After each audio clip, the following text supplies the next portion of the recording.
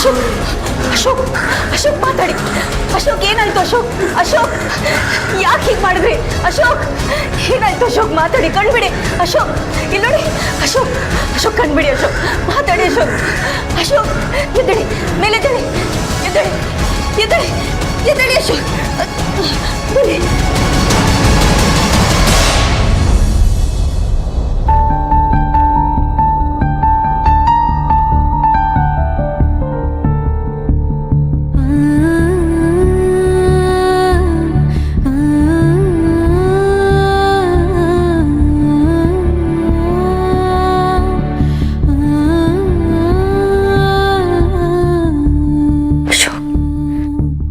ಒಂದೇ ಒಂದು ಮಾತಾಡಿ ನನ್ನ ಜೊತೆ. ನಿಮ್ಗೇನಾಗ್ತಿದೆ ಅಂತ ಹೇಳ್ಕೊಳ್ಳಿ. ನೋಡಿ, ನಿಮ್ಗೇನಾಗ್ತಿದೆ ಅಂತ ನನಗೆ ಗೊತ್ತಾಗಬೇಕು. ಇದಕ್ಕೆಲ್ಲ ಕಾರಣ ಅವನೇನಾ?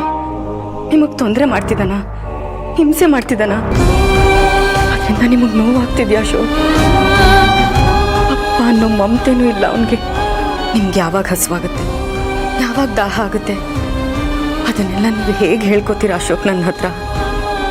ನೋಡಿ, ನೀವು ಹೆದರ್ಕೋಬೇಡಿ. ನಾನು ನಿಮ್ಮ ಜೊತೆ ಇರ್ತೀನಿ.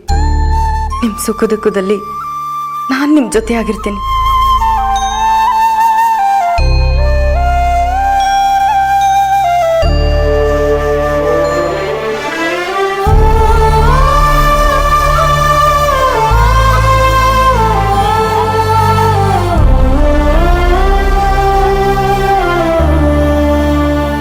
ನೀವೆಷ್ಟು ಚೆನ್ನಾಗಿ ಕಾಣಿಸ್ತಿದ್ದೀರಾ ಗೊತ್ತಾ?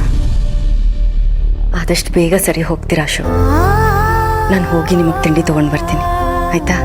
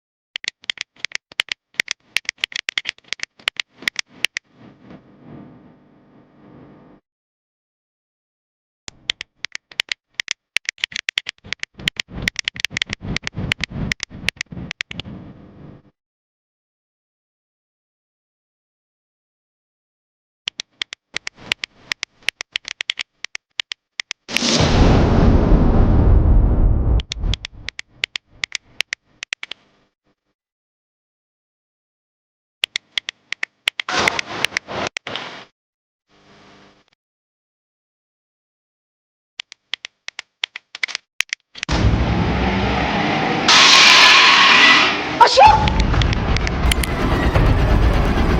ಅಶೋಕ್ ಅಶೋಕ್ ಅಶೋಕ್ ಅಶೋಕ್ ಏನಾಯ್ತು? ಅಶೋಕ್ ಅಶೋಕ್ ಇಲ್ಲಿ ನೋಡಿ. ಅಶೋಕ್ ಮಾತಾಡಿ. ಅಶೋಕ್ ಯಾಕೆ ಹೀಗೆ ಆಡ್ತಿದ್ದೀರಾ?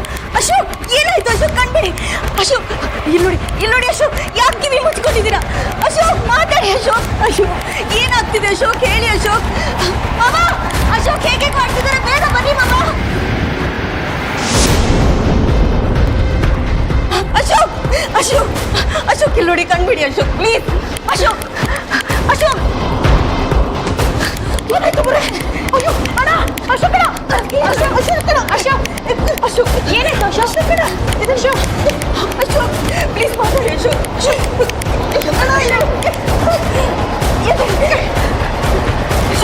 ಅಶೋಕ್. ಆರ್ತಿ, ಏನಾಯ್ತಮ್ಮ?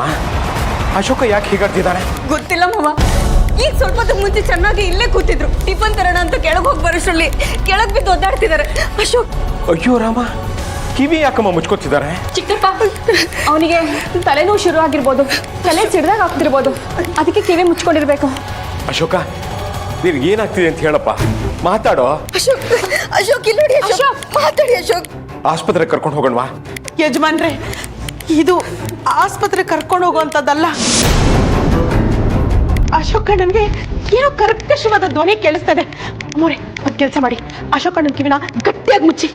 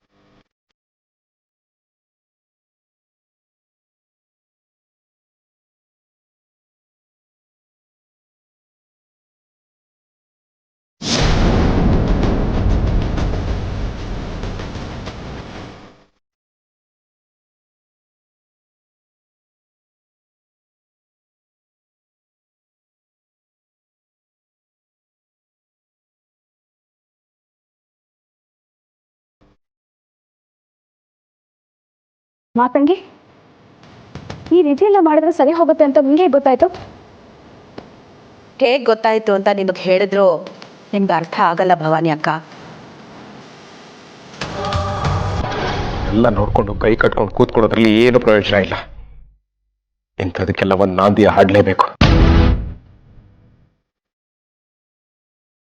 ಆಡ್ತೀನಿ.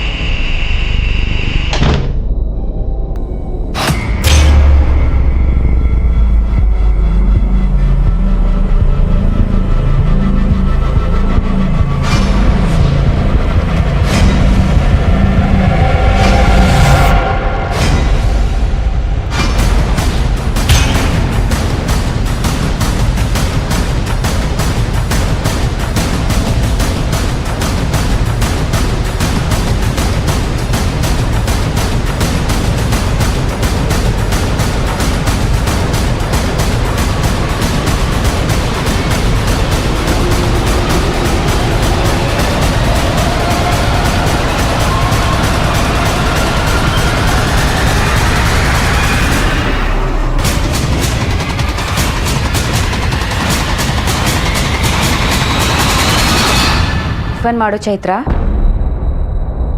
ಯಾಕೆ ಬೇಡ? ನಾನು ತಿನ್ಸಿದ್ರೆ ನೀನು ತಿನ್ನೋದಿಲ್ವಾ? ನೋಡು, ಒಂದೇ ಒಂದು ತುತ್ತು ತಿನ್ನು.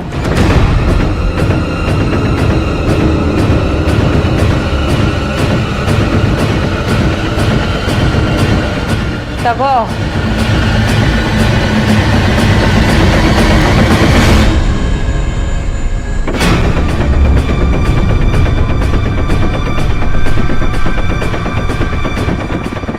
ಚೆನ್ನಾಗಿದೆಯಾ? ತಗೋ, ಇನ್ನೊಂದು ತಗೋ. ತಗೋ, ತಿನ್ನು. ಎಲ್ಲಿಗೆ ತಪ್ಪಿಸ್ಕೊಂಡು ಹೋಗ್ತೀಯಾ? ನನ್ನಿಂದ ತಪ್ಪಿಸ್ಕೊಂಡು ಹೋಗೋದಕ್ಕೆ ಪ್ರಯತ್ನ ಪಟ್ರೆ ಗೊತ್ತಲ್ಲ, ಸೊನ್ನೆ ತಲೆ. ತಗೋ.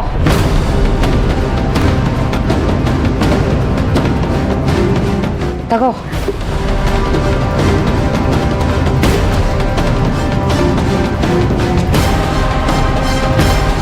ತಿನ್ನು.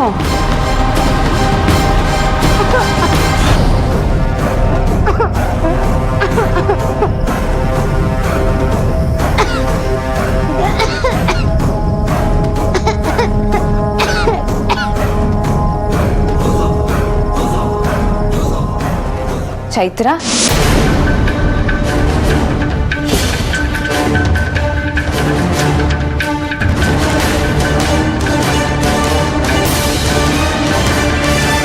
ಅಕ್ಕ ಏನಾಯ್ತು?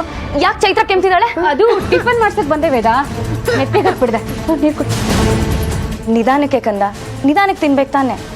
ನೀನು ಮಾತಾಡೋಗಿದ್ದಿದ್ರೆ ನೀರು ಬೇಕು ಅಂತ ಕೇಳ್ತಿದ್ದೆ, ಆದರೆ ಈಗ ನಿನ್ನ ಪರಿಸ್ಥಿತಿ ನೋಡು. ಪಾಪ ವೇದ, ಹಸುವಾದ್ರೆ ಬಂದು ಹೇಳ್ಕೊಡೋದು ಇಲ್ಲ ಇವಳು. ಹಸುವಾಗಿತ್ತೋ ಏನೋ. ನೋಡಿದ್ಯಾ ಚೈತ್ರ ಪುಟ್ಟ, ನಿಮ್ಮ ಅತ್ತೆಗೆ ನಿನ್ನ ಮೇಲೆ ಎಷ್ಟು ಪ್ರೀತಿ ಇದೆ ಅಂತ. ಅವ್ರಿಗೇನಾದರೂ ಮಗ ಇದ್ದಿದ್ರೆ ನಿನ್ನನ್ನೇ ಸೊಸೆ ಮಾಡ್ಕೊತಿದ್ರು.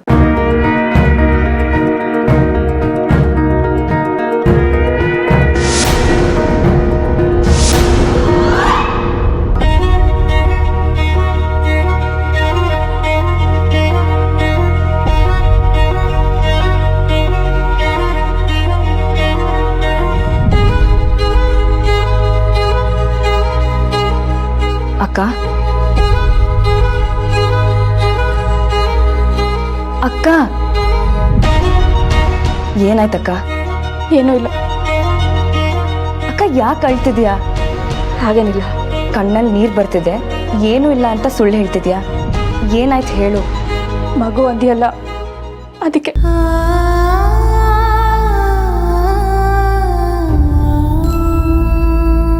ಸಾರಿ ಅಕ್ಕ. ಪರವಾಗಿಲ್ಲ ವೇದ, ನನಗೆ ಮಕ್ಕಳಿಲ್ಲ. ನನ್ನ ಚೈತ್ರ ನೋಡಿದಾಗ್ಲೆಲ್ಲ ನನ್ಗೇನೋ ನೆನಪಾಗೋಗುತ್ತೆ. ನನಗೆ ಇವಳು ನನ್ನ ಮಗಿದ್ದ ಹಾಗೆ. ಇವಳು ಕಂಡ್ರೆ ತುಂಬಾ ಇಷ್ಟ.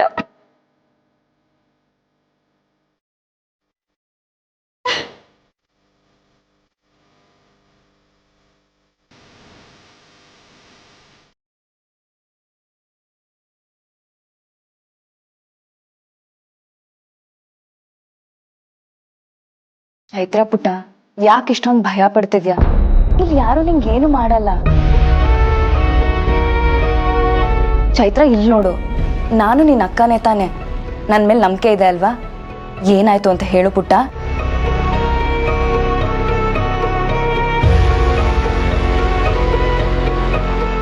ಹೇಳು ಚೈತ್ರ.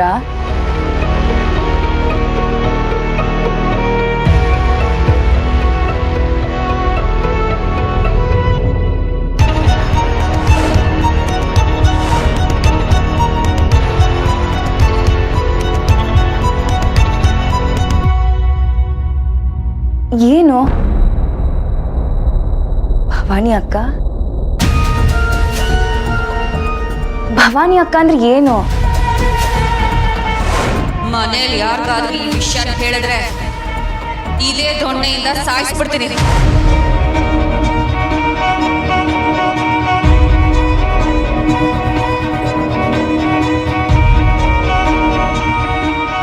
ಭವಾನಿ ಅಕ್ಕನ ಕಡೆ ಯಾಕೆ ಕೈ ತೋರಿಸ್ತಿದ್ದಾಳೆ?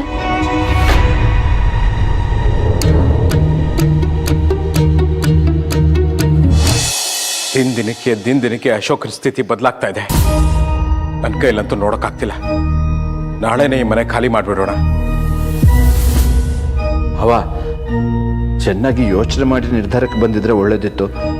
ಯೋಚನೆ ಮಾಡೋಕೆ ಏನು ಉಳಿದಿಲ್ಲ ಕೃಪಾಕರ್. ಅಶೋಕನ ಸ್ಥಿತಿ ನೋಡ್ತಿದ್ರೆ ನಮಗೂ ಈ ಮನೇಲಿರೋಕೆ ಭಯ ಆಗ್ತಿದೆ.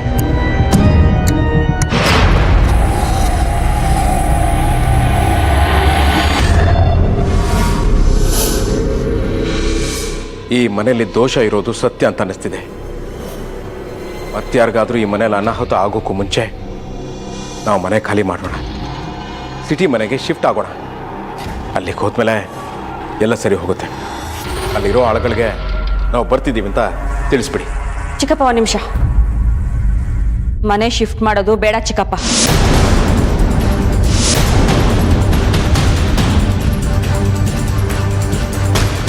ಏನಮ್ಮ ಹೀಗೆ ಹೇಳ್ತಿದ್ಯಾ? ಮನೆ ಶಿಫ್ಟ್ ಮಾಡೋಣ ಅಂತ ನಾವೆಲ್ಲ ನಿರ್ಧಾರ ಮಾಡಾಗಿತ್ತಲ್ಲ. ಆಗಿತ್ತು, ಆದರೆ ಯಾಕೋ ಈಗ ಬೇಡ ಅನಿಸ್ತಾ ಇದೆ. ಯಾಕಮ್ಮ ಇದ್ದಕ್ಕಿದ್ದ ಹಾಗೆ ಈ ನಿರ್ಧಾರ? ಈ ಮನೆಯಲ್ಲಿ ಸುಮಾರು ಕೆಲಸಗಳನ್ನ ಮಾಡೋದಿದೆ, ಅದಕ್ಕೆ. ಕೆಲಸನ? ಹೌದು, ಅದನ್ನ ಈ ಮನೇಲೇ ಮಾಡಬೇಕು. ಬೇರೆ ಮನೆಗೆ ಹೋದರೆ ನಿಂತು ಹೋಗುತ್ತೆ. ಭವಾನಿ, ಏನು ಮಾತಾಡ್ತಾ ಇದೀಯ ನೀನು? ಭವಾನಿ,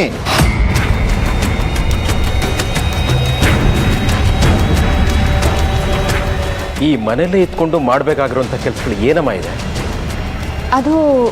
ಅದು ಈ ಮನೆಗೆ ಬಂದಮೇಲೆ ಫ್ಯಾಕ್ಟ್ರಿ ಕೆಲಸಗಳೆಲ್ಲ ಚೆನ್ನಾಗಾಗ್ತಿತ್ತಲ್ಲ, ಅದಕ್ಕೆ ಹಾಗೆ ಹೇಳ್ದೆ ಅಷ್ಟೇ.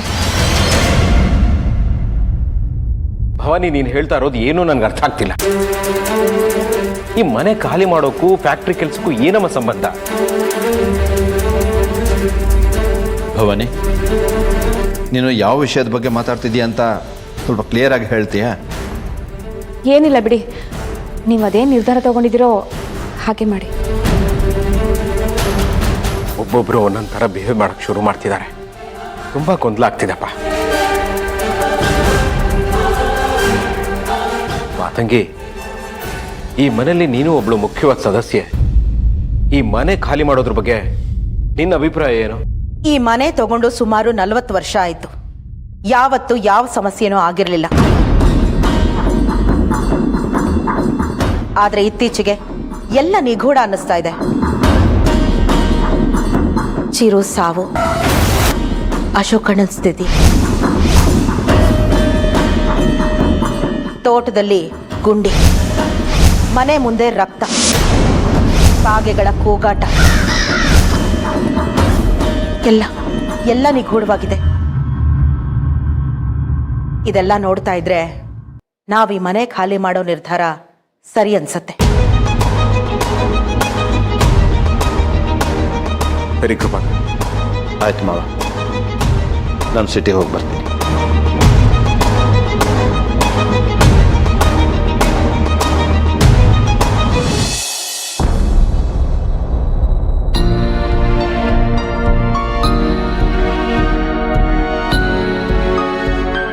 ಅಮ್ಮವ್ರೆ, ಇದರಲ್ಲಿ 9 ಥರ ಗಿಡಮೂಲಿಕೆಗಳಿದೆ.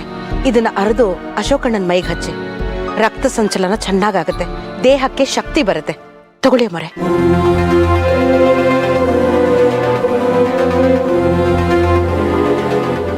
ಏನ್ ನಿರ್ಧಾರ ಮಾಡಿದ್ರಿ? ಯಾವ ವಿಷಯದ ಬಗ್ಗೆ? ಮನೆಯಲ್ಲಿ ಮನೆ ಖಾಲಿ ಮಾಡೋದ್ರ ಬಗ್ಗೆ ಚರ್ಚೆಗಳು ನಡೀತಾ ಇದೆ. ಅದ್ರ ಬಗ್ಗೆ ಇಂದ್ರಪ್ಪನವರು ಮನೆ ಖಾಲಿ ಮಾಡೋದ್ರ ಬಗ್ಗೆ ಗಂಭೀರವಾಗಿ ಯೋಚನೆ ಮಾಡಾಗಿದೆ. ಇದಕ್ಕೆ ಚಿರು ಒಪ್ಪಲ್ಲ. ಚಿರು ಒಪ್ಪಲ್ಲ ಅಂತ ಕೂತ್ರೆ ದೊಡ್ಡ ಸಮಸ್ಯೆಗಳನ್ನ ಎದುರಿಸ್ಬೇಕಾಗತ್ತೆ. ಮನೆ ಖಾಲಿ ಮಾಡೋಕೆ ಹೊರಟ್ರೆ ಚಿರುವಿಂದ ನಾವು ದೊಡ್ಡ ಸಮಸ್ಯೆ ಅನುಭವಿಸ್ಬೇಕಾಗುತ್ತೆ. ಅಮ್ಮೋರೆ, ನಿಮ್ಗೆ ಹೇಗೆ ಅರ್ಥ ಮಾಡಿಸೋದು? ನನಗೆಲ್ಲ ಅರ್ಥ ಆಗುತ್ತೆ ಮಾತಂಗಿ. ನಾವು ಮನೆ ಖಾಲಿ ಮಾಡೋಕೆ ಹೊರಟ್ರೆ ಏನೆಲ್ಲ ಅನಾಹುತಗಳಾಗ್ಬೋದು ಅನ್ನೋದು ನನಗೆ ಗೊತ್ತಿದೆ. ಅದಕ್ಕೆ ಬೇಡ ಅಂತ ಹೇಳ್ತಿರೋದು. ಹಾಗಾದ್ರೆ ಮನೆಯವ್ರನ್ನೆಲ್ಲ ಎದುರು ಹಾಕೋತೀರಾ? ಬೇಡ ಅಮ್ಮವ್ರೆ, ಇದು ನಿಮ್ ನಿರ್ಧಾರ ಅಲ್ಲ. ಮನೆ ಖಾಲಿ ಮಾಡೋದ್ರ ಬಗ್ಗೆ ನಿರ್ಧಾರ ತಗೊಳಕ್ಕೆ ಮನೇಲಿ ದೊಡ್ಡವರಿದ್ದಾರೆ. ಅವ್ರು ಇದ್ರ ಬಗ್ಗೆ ತಲೆ ಕೆಡಿಸ್ಕೋತಾರೆ. ನಿಮಗೂ ಇದಕ್ಕೂ ಸಂಬಂಧ ಇಲ್ಲ ಅಂತ ಇದ್ಬಿಡಿ. ಹಾಗೆಲ್ಲ ಇರೋದಕ್ಕಾಗಲ್ಲ ಮಾತಂಗಿ. ಯಾರು ಏನೇ ನಿರ್ಧಾರ ತಗೊಂಡ್ರು ಅದ್ರ ಪರಿಣಾಮ ಚೈತ್ರ ಮತ್ತೆ ಅಶೋಕ್ ಮೇಲಾಗುತ್ತೆ. ಹಾಗಾದ್ರೆ ಏನ್ ಮಾಡ್ತೀರಾ ಅಮ್ಮವ್ರೆ? ಸೆರಗಿಗೆ ಕೆಂಡ ಕಟ್ಕೊಂಡಿದ್ದೀನಿ. ಕೆಂಡ ಕೆಂಡದಾಗೆ ಇದ್ದು ಬೂದಿ ಆಗೋವರೆಗೂ ಕಾಯಬೇಕು. ಅದನ್ನ ಆರ್ಸೋಕೋಗಿ ಬೆಂಕಿ ಆದ್ರೆ ಇಡೀ ಮನೆನೇ ಸುಟ್ಟು ಹೋಗುತ್ತೆ. ಅಷ್ಟು ದೊಡ್ಡ ತಪ್ಪಾಗೋದಕ್ಕೆ ನಾನು ಬಿಡೋದಿಲ್ಲ. ಒಂದು ಮಾತಂತೂ ಸತ್ಯ, ಆಯ್ಕೆ ನಿಮಗ್ ಬಿಟ್ಟಿದ್ದು. ಒಂದು, ನಿಮ್ಮ ಗಂಡನ್ನ ಉಳಿಸ್ಕೋಬಹುದು, ಇಲ್ಲ ಅಂದ್ರೆ ಚಿರುನ ಉಳಿಸ್ಕೋಬಹುದು.